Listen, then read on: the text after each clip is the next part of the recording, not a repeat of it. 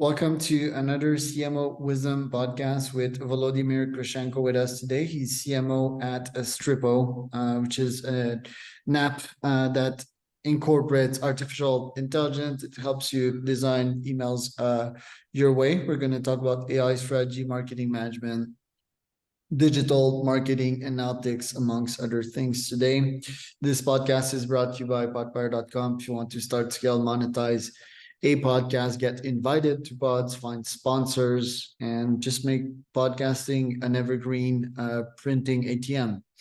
Volodymyr, welcome to the pod. Can you tell me a bit more about yourself and about Stripo? Yeah, sure. Actually, Stripo, and thanks for inviting me to your podcast. What can I tell about myself? I'm living currently in Kiev, in Ukraine, and I have a dog and Grand Schnauzer. Also, I'm working as a CMO at Stripo for about maybe almost 2 years. Will be soon enough. And yeah, we do have AI component in our platform to help you with the copy for emails. But this is not the only feature we have there. Right. Tell me, you target like various industries, for example, agriculture, airlines. There's a bunch of templates for these different verticals, SaaS, I see here. There's a bunch of different emails, right? It's well described or described on the website. There's seasons that you can choose. There's various features and so forth. It's a really cool app. So how do you compete with MailChimp and these classic email apps, HubSpot also? Thanks for questions. That's a great one. Actually, we are not competing with them. We consider them as the partners. Just because we are not sending emails, that's the other part of the task, but we are allowing them to create better emails. Yeah, if you don't have any specific problems with this ESP or with the builder inside this platform, you're free to go and use everything you want. But with Stripo, you can do it faster, and it's better if you have not only one of the ESP, if you have few of them. And the latest research shows us that a lot of people actually use a few tools to send the emails, not the single one. Right. Tell me about your top objectives as the CMO this year. Top objectives, I think it will be sustainable growth for the Stripo, for the customers we have, and to maintain this tempo through the years, through month to month and daily. That's the main task. And what are your KPIs precisely? Like what are your KPIs on a monthly basis when you meet with the team? Yeah, mostly that more about the amount of the signups we have or the registrations on the platform, and the subscriptions we gain from this traffic from all these channels. Right. Where do you get your new customers? Where do you advertise? Yeah, mostly we get new customers from organic search. We have mostly maybe 60% of the general signups comes from the organic. We put a lot of efforts into content marketing to make it happen. And of course, paid traffic, PR, social media, direct marketing as well.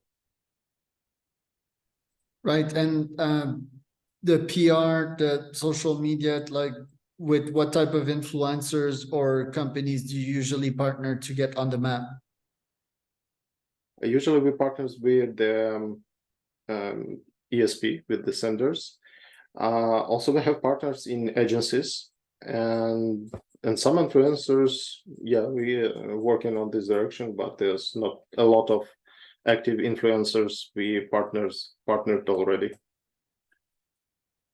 Right. And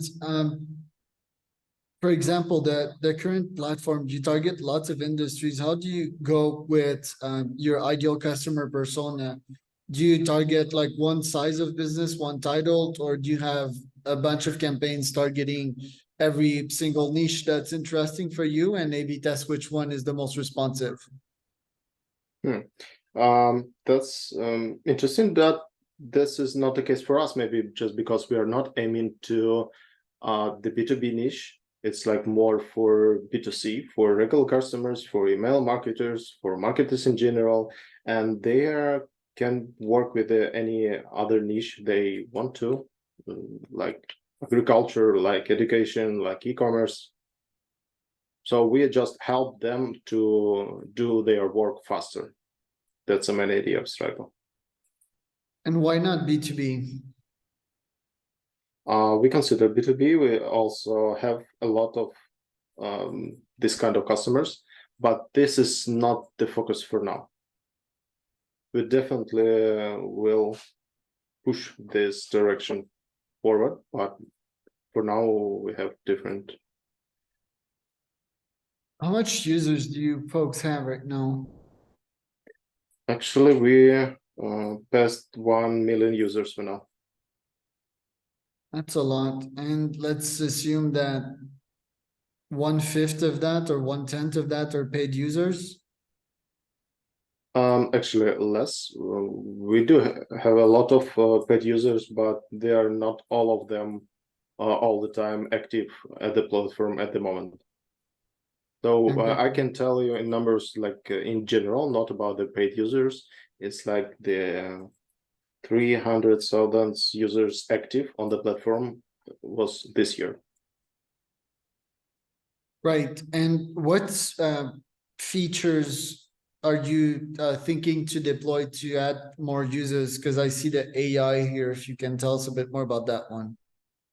Yeah, sure. For now, we deployed new account inside the platform to improve the speed and general effective of how you can create your emails. If you're talking about AI, yeah, we have implemented this feature to help our users to create some text, some subject lines, to improve their text or modify in any kind of you need. Change the tone of voice, make it more formal, less formal, and so on. We have some presets inside, so you can use any you want. What are your most popular email templates? Is it more for e-commerce? Is it more informational emails? Actually, I'm not sure I know the actual numbers, but I think, yeah, the e-commerce should be the most popular on the platform. Because you say B2C, right? Like, I mean, Yeah. theoretically, they're more like B2B if they're e-commerce owners, let's say, but they're small businesses or solopreneurs is what you're saying. Yeah, but not the solopreneurs and owners of the company created emails. That's usually email marketers, designers, and so on. The usual marketers, maybe. Still in the realm of B2B, you know, because you target specific titles in these companies. And what's the average size of the companies of your users? Like 50, 100 employees? I think less. Most of our customers, like 50 up to 100 users. That's like small and middle businesses. Okay, mostly in the US or Europe as well? Europe as well. We have maybe 25% of our customers are from United States. I think 25 more from Europe totally, and all other users from the other world. What will be your main growth objectives for 2024? I think it will be growth, few times more, maybe a few million customers more. And of course, updating our platform just to make sure that everything happens in the right way. I see that you have an integration with Bravo.